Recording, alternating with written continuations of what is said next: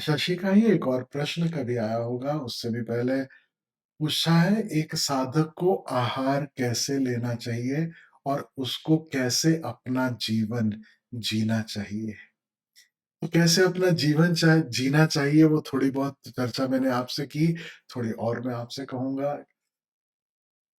लेकिन इसके पहले आहार की बात कर लें। आप कहते हैं आहार कैसा लेना चाहिए? आहार ऐसा लेना चाहिए, ओशो जो कहते हैं वो आपको कह रहा हूँ, जो आपके भीतर मूर्छा न पैदा करे, जो ध्यान में सहयोगी हो। अब इससे क्या अर्थ निकाले? अब ओशो नहीं कहते कि कांदा खाओ कि नहीं खाओ, लहसुन खाओ कि नहीं खाओ, ये करो कि नहीं करो। हाँ, ओशो सदा से वेजिटेरियन के पक्ष में रहे हैं। ओशो ने अपने आश्रम में लोगों को प्रवचन के बाद, डिनर के टाइम पे इतनी भी सुविधा दी कि कोई व्यक्ति अपना एक ड्रिंक लेना चाहता है, खाना खाने से पहले या खाना खाने के बाद में, it is okay. There was even a bar in the ashram, है ना? कि चलो, उतना मंज़ूर। लेकिन ओशो ने कहा इस आश्रम में मेरे आस-पास कभी भी नॉन-वेज की सुविधा नहीं हो सकती, क्योंकि बहुत विदेशी आते थे। तो भारतीयों को तो एक तैयारी रहती है, अध्यात्म के मार्ग पर चलना है, तो उन्हें पता है कि नॉन-वेज नहीं, ये नहीं, वो नहीं, थोड़ी तैयारी तो मन में रहती है। लेकिन विदेशियों को सदा लगता था कि नॉन-वेज में क्या बुराई है? तो उसने कहा कि तुम्हें मैं उत्सव मनाने के लिए 1 आध 2 ड्रिंक लेने की आज़ादी तो दे सकता हूँ, लेकिन इस आश्रम में, इस स्थान पर कभी भी नॉन-वेज नहीं हो सकता। अहिंसा परमो धर्म। जो व्यक्ति किसी को ठेस पहुँचा के भोजन करेगा, जो किसी को नुकसान पहुँचाकर, जो जीव हत्या में लगा, जीव हत्या तो दूर की बात है, जो दूसरे को ठेस पहुँचाने में, जिसे अपने भीतर ज़रा भी संकोच नहीं होता, वह इतना संवेदनशील नहीं है कि उसकी कभी भी ध्यान में गति हो, कभी भी संभव नहीं। जो कंकर पत्थर में परमात्मा को खोजने निकला है, उसे अभी जीव में आत्मा दिखाई नहीं दे रही, परमात्मा दिखाई नहीं दे रहा, तो कंकर पत्थर में कभी दिखाई नहीं दे सकता। तो आहार के संबंध में जो ओशो ने कहा है, इतना ही मैं आपसे कह सकता हूँ कि नॉन-वेज का सदा ओशो ने विरोध किया है, और बाकी भोजन सदा ओशो ने हम पर छोड़ा है कि क्वांटिटी कितना, कैसा। अपने शरीर की सुनो, होश पूर्वक जियो। आपका होश जितना गहराएगा, जितनी अवेयरनेस गहराती चली जाएगी, आप अपने शरीर की सुन पाओगे।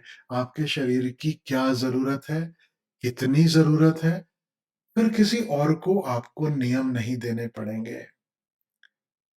और जैसे आप कह रही हैं कि साधक को अपना जीवन कैसे जीना चाहिए, इसके लिए भी अगर ओशो से सूत्र पूछोगे, तो ओशो यही कहेंगे, होशपूर्वक, विद अवेयरनेस।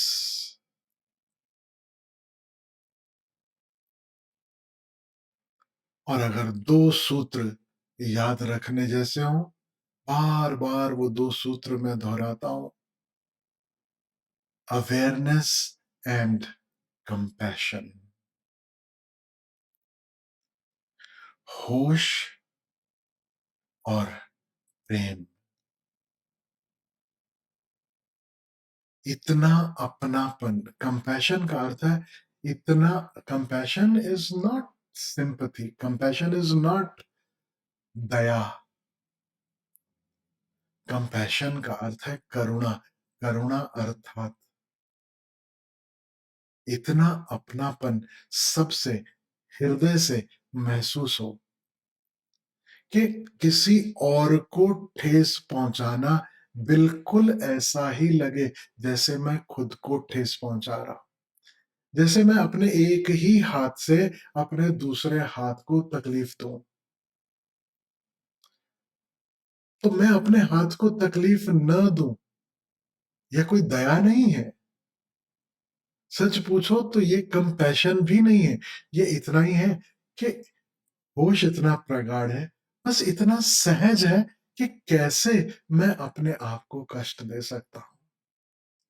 लेकिन जब तक वह अपनापन नहीं महसूस होता, सबके साथ, औरों के साथ, अभी दूसरे दूसरे लगते हैं, तब के लिए करुणा। करुणा याद रखना कसौटी है ध्यान की, अंतर यात्रा की, करुणा कसौटी है होश की। ध्यान में बहुत गहरे से गहरे अनुभव हो जाए, लेकिन जब लौट कर आओ और संसार में, तुम्हारे व्यवहार में अगर करुणा नहीं है, तो वो ध्यान किसी काम का नहीं है। याद रखना, ध्यान में कोई झलक तो मिल गई, कोई अनुभव तो हो गया, लेकिन ध्यान अभी सधा नहीं है, उसने जड़ें नहीं पकड़ी, अभी वह फलने और फूलने नहीं लगा। यूँ कह सकते हो ध्यान की सुगंध है करुणा। तो एक साधक को कैसा जीवन जीना चाहिए? जो होश और करुणा से भरा हुआ हो। बस अब आहार, आचार, व्यवहार, अब किसी भी फील्ड में इसे अप्लाई कर सकते हो इस सूत्र को। क्या करने लायक है, क्या नहीं करने लायक। Nobody has to tell you. किसी को अधिकार ही नहीं कि वो तुमसे कहे ये सही, ये गलत, ये अच्छा, ये बुरा, ये करो, ये ना करो, ऐसा करना चाहिए, ऐसा नहीं करना चाहिए, ये करोगे तो स्वर्ग, ये करोगे तो नर्क। None of that nonsense. Osho ने वो व्यापार ही बंद करा दिया। वो बिज़नेस ही बंद करवा दिया क्योंकि ये बिज़नेस बड़ा खतरनाक बिज़नेस है। पहले तुम्हें बताया जाए कि क्या सही, क्या गलत, फिर तुम्हें बताया जाए कि सही का क्या फल और गलत का क्या फल, और गलत तुमसे कभी ना कभी तो होने ही वाला है। अब आपको इलाज भी बताया जाए, जब ये गलत हो गया, तब उसके लिए क्या-क्या उपाय करने, और उपाय क्या है? इतनी दक्षिणा, इतना ये, फिर मैं उपाय करता हूँ तुम्हारे लिए, तुम्हारे पाप धोने के लिए। Now this is a huge business. Osho ने वो व्यापार ही बंद करवा दिया। बोले नहीं, गलत क्या, सही क्या, यह बताने से बेहतर है तुम्हारे भीतर होश का दिया जले, तुम्हारे भीतर करुणा बहने लगे। तो अपने भीतर से आवाज़ आएगी कि क्या यह करने जैसा है या नहीं? तो यहाँ तक कि ओशो ने आश्रम में तो नॉन-वेज हो, उसके लिए मना किया, लेकिन जब उन्होंने किसी को माला दी, किसी को दीक्षित किया, किसी को संन्यास दिया, कोई भी उनके पास आया, ओशो ने कोई शर्त नहीं रखी, दीक्षा की कोई शर्त नहीं रखी, सिर्फ एक ही शर्त, रोज़ ध्यान, होश भरा जीवन अपनाओ। एक ही शर्त ओशो के संन्यास की, एक ही शर्त ओशो की दीक्षा की। क्योंकि ओशो जानते हैं, there is no need to dictate to someone who is conscious, someone who is aware, someone who is compassionate. तो ओशो अवेयरनेस के बीज बो देते हैं, होश के बीज बो देते हैं। होश होगा, आपका शरीर कहेगा आज इतना पर्याप्त है। होश होगा, आपका शरीर कहेगा। आप समझते हो ना, अगर बहुत डकार आ रही है कुछ खा के, कुछ आपने खाया और शरीर में से तरह-तरह की आवाज़ें निकल रही, पेट में गुर्र-गुर्र हो रही है, डकार आ रही। शरीर आपसे कह रहा है कि कुछ तुमने ऐसा किया है जो इस शरीर के लायक नहीं था। As simple as that. So simple. अगर खाने के बाद तुम नींद आ रही, झपकी आ रही, तुम काम नहीं कर, तो शरीर तुमसे कह रहा है कि तुमने कुछ ऐसा खाया है, कुछ ऐसा पिया है, जिससे तुम सामान्य नहीं हो। यहाँ तक कि जो लोग किसी भी तरह का नशा कभी भी किया हो, करते हो, अगर होश सधने लगे, तो ख्याल में आएगा कि नशा यानी अब होश नहीं है। और जब होश नहीं है, शरीर का डोलना, शरीर का डगमगाना, सीधा ना चल पाना, अलग तरह से व्यवहार करना, यह भी शरीर का ढंग है बताने का कि कुछ तो तुमने अति किया है, कुछ तो तुमने किया है जो करने लायक नहीं था। नहीं तो बेवजह पाँव नहीं लड़खड़ाते। तो कोई नियम नहीं, कोई शर्त नहीं, कोई स्वर्ग का लालच नहीं, कोई नर्क का भय नहीं, सीधी सरल बात, होश और करुणा। करुणा इसलिए क्योंकि अपने आप से पहले दिन से करुणा नहीं आएगी। वो कहना इसलिए पड़ रहा है, करुणा। अन्यथा करुणा is not something you practise. Compassion is not something you practice. Compassion is a result, a fragrance of meditation. But I know it will take time for the fragrance to come. Before the fragrance, the flowers have to come. Before the flowers, the tree has to grow. Before the tree, the sapling has to be nourished. And even before the sapling, the seed has to be sown. तो जिसने अभी ध्यान के बीज बोने शुरू किए हैं, जिसके भीतर अभी ध्यान का नन्हा सा पौधा है, उससे उम्मीद करना कि उसके भीतर करुणा की सुगंध भी होगी, तो ये तो नासमझी की बात हो गई। तो उसे साथ-साथ जताना ज़रूरी है, बताना ज़रूरी है कि देखो, होश तो हो ही, साथ ही साथ यह भी ख्याल रखना कि तुमसे किसी को कष्ट ना हो। तो साधक कैसे जिए, सन्यासी कैसे जिए, परमात्मा के मार्ग पर चलने वाले व्यक्ति का जीवन कैसा हो? सरल, भीतर के लिए साधना, बाहर के लिए करुणा। भीतर होश को संभालते चलो और बाहर जिससे भी डील कर रहे हो, चलते फिरते उठते बैठते, बस ये दो मंत्र याद रखने हैं। क्या भीतर होश सधा है? और क्या जो भी मैं कर रहा हूं, जैसे मैं जी रहा हूं, बाहर मेरे कारण किसी को कोई कष्ट तो नहीं हो रहा? शुभ हो सके तो बेहतर, कम से कम कष्ट ना हो। तो महावीर करुणा भी नहीं कहते। महावीर ने एक बड़ा प्यारा शब्द दिया अपने साधकों को, श्रावकों को, साधुओं को। उन्होंने कहा अहिंसा। करुणा बुद्ध का शब्द है। बुद्ध के बहुत सारे शिष्य ज्ञान को उपलब्ध हुए। बुद्ध के लिए कंफर्टेबल था करुणा शब्द का उपयोग।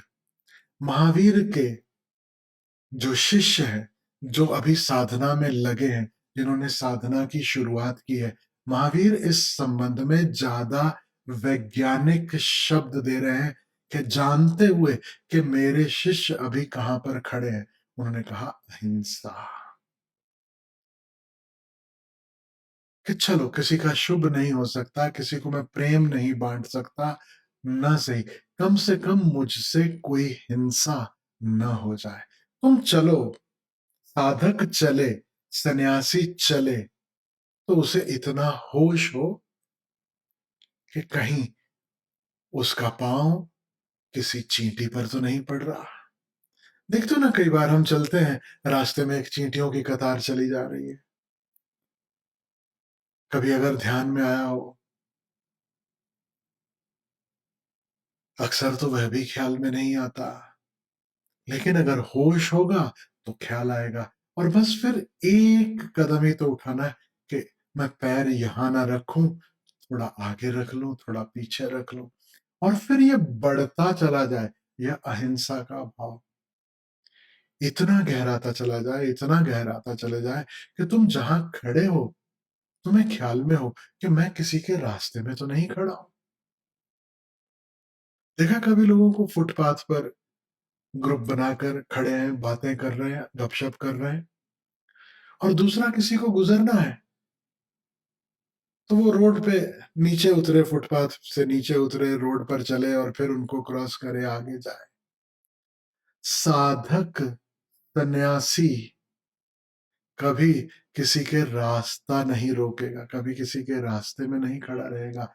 इनफैक्ट साधक का जीवन धीरे-धीरे, धीरे-धीरे ऐसा होता चला जाएगा कि वह श्वास भी ले तो किसी को तकलीफ ना हो। वो बस जीवित है, उसका होना भी किसी को कष्ट न दे। साधक आधी रात को ज़ोर से संगीत नहीं बजाएगा, औरों की नींद नहीं खराब करेगा। अब लड़ाई, झगड़े, ये वो उसकी तो मैं बात ही नहीं कर रहा। नॉर्मल अहिंसा की तो मैं बात ही नहीं कर रहा हूँ। मैं बिल्कुल अलग तरह की और गहरी अहिंसा की बात कर रहा हूँ। सन्यासी कभी लाइन नहीं तोड़ेगा, वो इतनी हिंसा नहीं कर सकता कि जो पहले से आकर रुका है और वह कुछ ले रहा है, मैं बीच में घुस के अनेकों को परेशान करूँ और पहले अपना काम निपटा लूँ।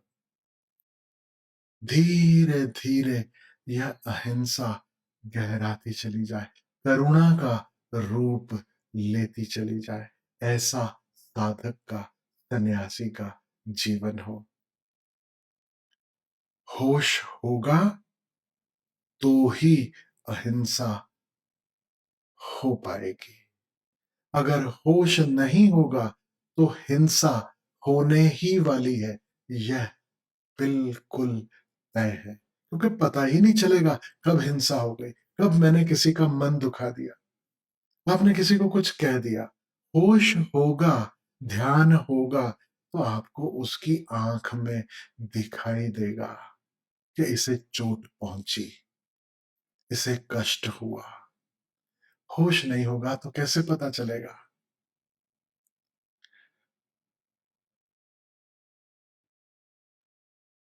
इतनी अहिंसा कि आप झूठे को जब तक ज़रूरत नहीं है, आप झूठा भी नहीं कहते। कोई एक्सक्यूज़ बना के आपके सामने से निकल जाना चाहता है कि अरे!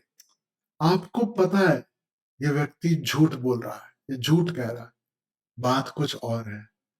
लेकिन आप इतना भी उस व्यक्ति को कष्ट नहीं देना चाहते, आप इतना भी उसे नहीं कहना चाहते कि उसे लगे कि वो अपनी आँख में गिर जाए।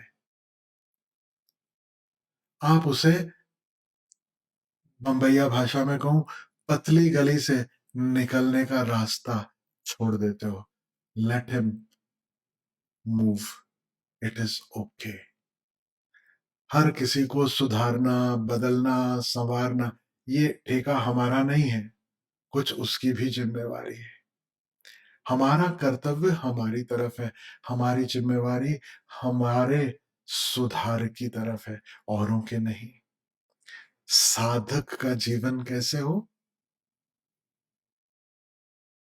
जिसका ध्यान स्वयं के प्रति हो, जो दूसरे के फ़ॉल्ट निकाल रहा है, जो दूसरे के नुक्स निकाल रहा है, जो निरंतर दूसरे ने क्या बुरा किया, क्या गलत किया या क्या सही किया, जो दूसरे को जज करने में लगा, वह संसारी। जो अपने प्रति होशपूर्ण होने लगा, जो स्वाध्याय करने लगा, जो स्वयं की ओर देखने लगा, अपनी कमियों की ओर, अपनी कमजोरियों की ओर और अपनी क्षमता की ओर देखने लगा, वह साधक। तो सबसे कहूँगा, कैसे जीना? होश से और करुणा से भरे। अंतिम बात इस संबंध में कह दूं कि सबको खुश रख पाना कोई करुणा नहीं है, कोई अहिंसा नहीं है। इस जगत में बहुत सारे लोग हैं जिनका काम है दुखी होना और दुखी करना। वो दुखी रहना चाहते हैं, दुखी करना चाहते हैं। उनको काँटों से ही प्यार है। हर किसी को परमात्मा भी प्रसन्न नहीं कर सकता। ये कहावत आपने सुनी होगी। Even God can not make everyone happy. क्योंकि कुछ लोगों ने तय कर रखा है, उन्हें दुःख से इतना लगाव है, उन्हें दुःख से इतना प्रेम है, तो दुःख लेना, दुःख देना, ये उनके जीवन का ढंग है। किसी को आपसे बहुत सारी अपेक्षाएँ हैं। अब बिल्कुल ज़रूरी नहीं है कि साधक, सन्यासी किसी की अपेक्षाएँ पूरी करने के लिए जिए। समझ लेना इस बात को। सन्यासी खुद से किसी को दुःख तो नहीं देगा, कष्ट तो नहीं देगा, लेकिन उसका ये अर्थ नहीं है कि वो किसी की अपेक्षाएँ पूरी करने के लिए खुद को कष्ट देगा, दुःख देगा। नहीं, खुद के प्रति भी करुणा। नहीं तो मीरा कभी घर नहीं छोड़ती। एक दृष्टि से देखो तो ऐसा भी कह सकते हो कि मीरा ने राणा जी को तो दुःख दिया। मेरो तो गिरधर गोपाल दूसरो ना कोई। अब वो गिरधर को याद कर रही हैं, याद कर रही हैं, याद कर रही हैं, तो राणा जी को तो कुछ तकलीफ हो ही रही है ना, तभी तो जहर का प्याला भेजा ना उन्होंने, उनको तो कष्ट हो ही रहा है। नहीं, साधक का, सन्यासी का पहला कर्तव्य, पहला होश और ठीक वैसे ही पहली करुणा अपने प्रति है, अपने परम लक्ष्य के प्रति है। और जब साधक को पता हो, होश पूर्वक जब देख सके कि चुनाव साधना में और संबंध में है, तो साधना चुनेगा। अगर चुनाव मित्रता निभाने, मित्रों के साथ पार्टी करके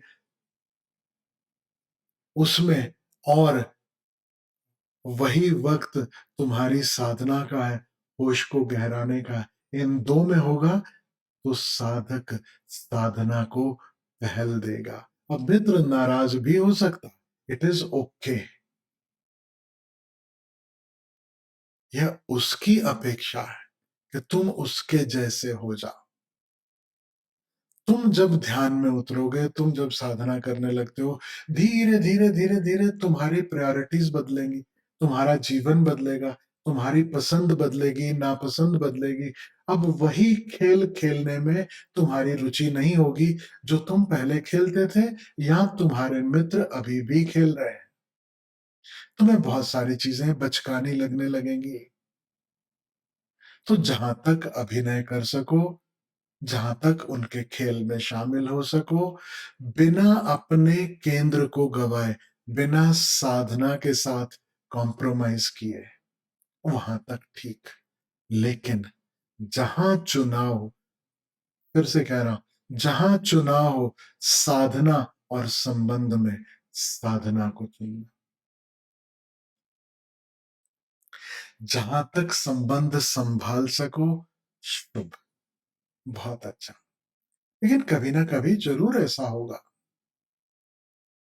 परमात्मा आपको उस रास्ते पर लाकर खड़ा करेगा। जब वो आपकी परीक्षा लेगा, जब वो आपसे पूछेगा, बता तुझे कौन अधिक प्रिय है? संसार, संसार के रीत-रिवाज, संसार के काम-काज, जिसे तुम कहते हो ज़िम्मेवारियाँ इत्यादि, इत्यादि, या मैं? परमात्मा भी बड़ा जेलस टाइप का है, याद रखना, वो भी बिल्कुल गर्लफ्रेंड के जैसा है, प्रेमिका के जैसा है। वो भी पूछता है, तुम वास्तव में किससे प्यार करते हो? और परीक्षा भी लेता है कि सच में तुम मुझसे प्यार करते भी हो कि खाली टाइम पास कर रहे हो, है ना? परमात्मा प्रेयसी जैसा भी है, निश्चित रूप से। तब याद रखना किसे चुनना है। हमारे शास्त्रों में कथा है कि कृष्ण की बहुत सारी रानियाँ थी, 16,000 रानियाँ थी, ऐसा सुनने में आता है। तो कृष्ण कहीं जा रहे थे, जैसा समझो कि आप जा रहे हो घूमने विदेश, कि चलो I am going to Singapore, Dubai, ज़्यादा दूर की बात नहीं कर रहा हूँ, कोविड का समय है। तो आप जा रहे हो और आपके जो मित्र हैं, आपके जो संगी साथी हैं, आप सबसे पूछो, बोलो, मैं जा रहा हूँ, तुम्हारे लिए क्या लेकर आऊँ? और सब के सब अपनी लिस्ट दे दें, मेरे लिए ये लेके आना, मेरे लिए ये लेके आना, मेरे लिए ये लेके आना। लेकिन कोई एक तुमसे कहे कि बस तुम आ जाना। अब तुम्हें सबसे प्रिय कौन होगा? वही एक जो कहता बस तुम आ जाना।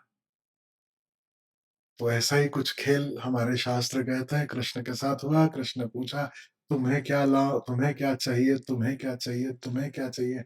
और अकेली राधा रानी है जो कहती है मुझे बस तुम चाहिए। तुमसे नहीं, तुम चाहिए। साधक के जीवन में यह पल भी आएंगे जब बड़ी संभावना होगी कि तुम परमात्मा से कुछ मांग सको, और ऐसा तुम्हें अंदर से आवाज आएगी, तुम्हें लगेगा कि ये पूरा हो सकता है, मैं मांगू और मिलेगा। कभी कभी हवाएं बदल जाती है ना, कभी कभी घटाएं घिर आती हैं, कभी कभी उसकी बदरी छा जाती है, कभी कभी ऐसा भाव होता है, अपने अंदर से लगता है, और ये सच है, ऐसा हो भी जाता है कि तुम मन्नत मांगते हो और वो पूरी हो जाती है। देखते हो ना, कितनी जगहें इसके लिए फेमस हो जाती हैं कि वहां जाओ, मन्नत मांगो और पूरी हो जाती है। कि वहां जाओ, वहां पर मन्नत मांगो तो वहां भी पूरी होती है। कई जगहें ऐसी प्रसिद्ध हो जाती हैं। तो कभी कभी आपको किसी जगह पर जाना नहीं पड़ता, परमात्मा ही तुम्हें चारों तरफ से घेर लेता। साधक को तो निश्चित रूप से कभी कभी वो बस बादल की तरह आके घेर लेता है। और कुछ क्षण ऐसे होते हैं कि सच में तुम मन्नत मांगो तो पूरी हो जाए। तब तुम क्या मांगोगे? सन्यासी वही, साधक वही, जो मन्नत में जन्नत छोड़े, खुदा को मांगे। अधिकांश याद रखना, संसारी का और साधक का भेद क्या है? संसारी को जब मौका मिले मन्नत का, तो वो जन्नत मांगता है। और साधक को, सन्यासी को जब मौका मिले मांगने का, तो वो जन्नत को भी लात मारता है, वो सीधे खुदा को मांगता है कि तुम चाहिए, उसे मांगना, उसे मांगना। साधक को आप पूछते हो कैसा जीवन जीना चाहिए, बस बिल्कुल ऐसा, क्या मांगना, उसी को मांगना। और कोई मांग ही नहीं, छोड़ ही दो सब। जिसने उसको मांग लिया जब वो है, तो सब कुछ है ना, फिर तो सब कुछ है। फिर सब अपने आप से है, सब अपने आप से है। थोड़ा सा रिस्क लेने की बात है। वो एक वेब सीरीज आया था, स्कैम, देखा था आप लोगों ने? हर्षद मेहता का कुछ तो स्टोरी है। उसमें एक डायलॉग है, बहुत ही प्यारा डायलॉग है। मेरे को तो सीरीज भी बहुत अच्छी लगी, का म्यूजिक बहुत अच्छा लगा, और ये उसका एक डायलॉग है जो मुझे बहुत अच्छा लगा। रिस्क है तो इश्क है। अब लिखने वाले ने राम जाने किसके लिए लिखा, उस वेब सीरीज में बोलने वाला किस संदर्भ में बोल रहा है, वो उसकी प्रॉब्लम। लेकिन साधक को तो जब इश्क याद आता है, तो बस वही याद आता है। वही खुदा याद आता है। और मैं आपसे कहूँ, उसके प्रेम में चलना हो, उसके इश्क में चलना हो, उससे मिलन अगर चाहते हो, तो रिस्क लेना ही पड़ता है। रिस्क है तो इश्क है, बिना रिस्क के इश्क नहीं होता। ये व्यापारियों का काम नहीं है, ये गणित बिठाने वालों का काम नहीं है, हिसाब-किताब करने वालों का काम नहीं है कि मैंने कितना घंटा साधना की, क्या रिज़ल्ट मिला, ऐसा किया, वैसा हुआ कि नहीं हुआ, कैसे अनुभव, कोई गिनती नहीं। ये आशिकी है, और आशिकी में हिसाब नहीं रखा जाता कि मैं कितने घंटे से तुम्हारा इंतज़ार कर रहा हूँ, कितने दिनों से, महीनों से तुम्हारा इंतज़ार कर रहा हूँ, और उसके बदले में कितनी देर का साथ मिला। कभी एक झलक के लिए आशिक अपनी ज़िंदगी बिता देता है। और ये तो सामान्य इश्क के लिए, और परमात्मा के इश्क में सोचो, छोटी-मोटी आशिकी में रिस्क लेना पड़ता है, उसकी आशिकी में तो कितना रिस्क नहीं होगा। सब कुछ दाँव पे लगाना पड़ता है।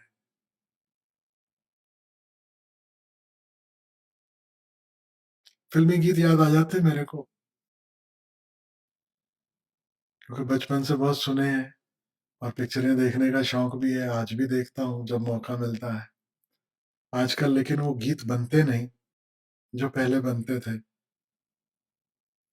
एक गाना था, बड़ा पेपी सॉन्ग है, तू मेरा मैं तेरी जाने सारा हिंदुस्तान।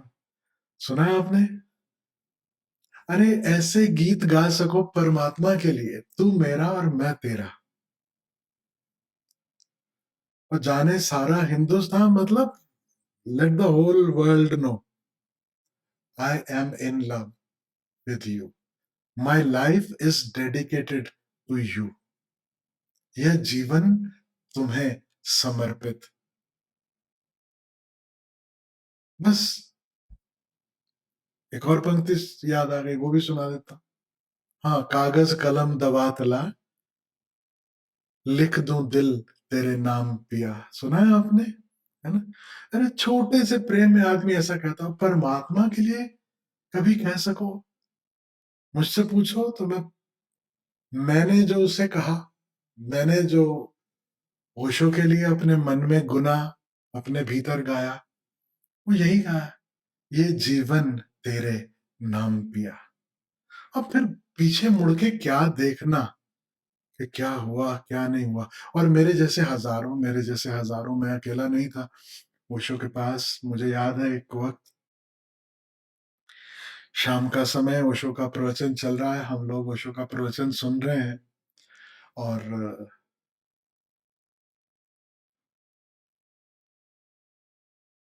ओशो कहते हैं कि मेरे साथ जो भी चलने वाले हैं, अब ओशो की आदत है कुछ भी कह सकते हैं। एक दिन ओशो अपने प्रवचन में कह देते हैं कि मेरे साथ जो भी चलने वाले हैं, उनको जन्नत नसीब नहीं होगी। They are all going to hell with me, because I am going to hell. और मुझे याद है प्रवचन के बाद में जब ओशो उठते हैं, तो इतना उत्सव हुआ, इतना संगीत बजा, और हम सब इतना नाचे। फिर ओशो भी नमस्कार करते हुए वो अपनी गाड़ी में बैठ के अपने कमरे की ओर निकल गए, और हम सब नाच रहे हैं, और सब नाच रहे हैं, और किस बात से नाच रहे हैं जानते हो? कि Osho, if you are going to hell, we are coming with you, we are all going to hello.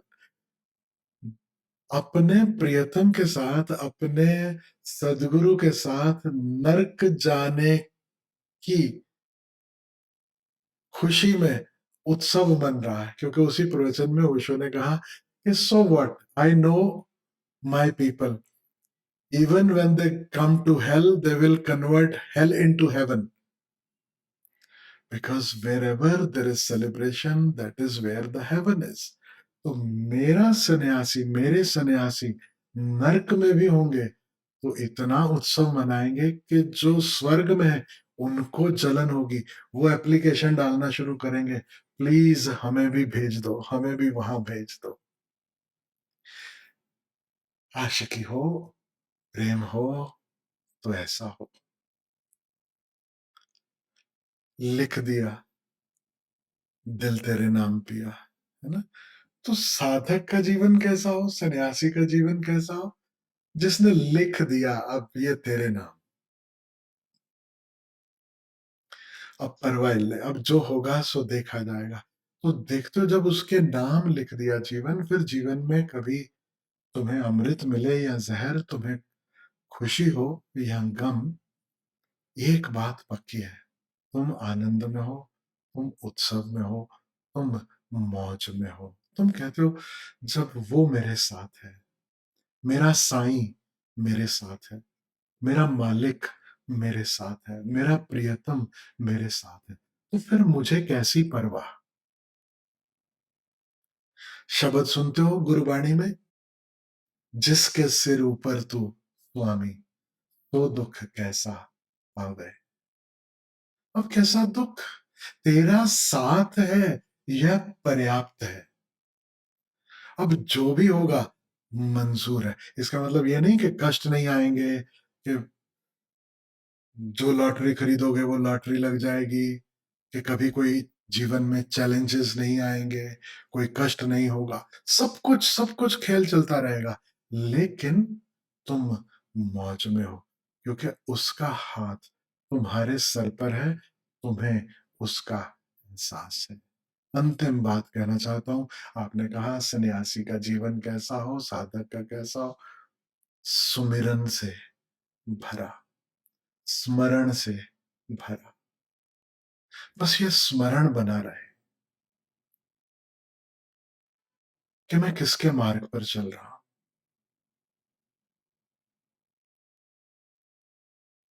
मालिक का स्मरण बना रहे।